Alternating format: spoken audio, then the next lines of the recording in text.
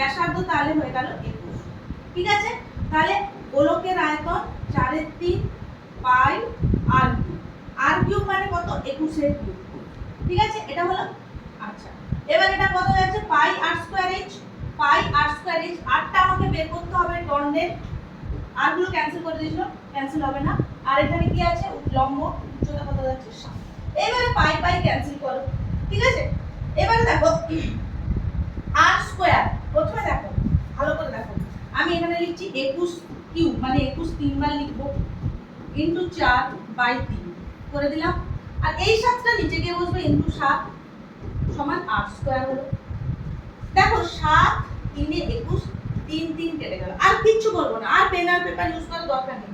তাহলে আর স্কয়ার সমান দুটো 21 আছে, একটা 4 আছে। তাহলে আর সমান কত যাবে? দুটো 21 থেকে একটা 21 নেব, আর 4 এর থেকে কত আসবে? 2।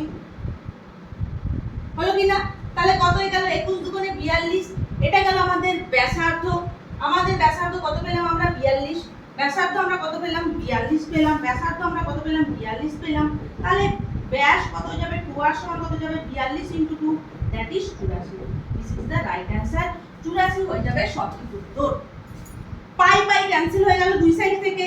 এই সাইডে যেটা হয়ে যাচ্ছে গোলক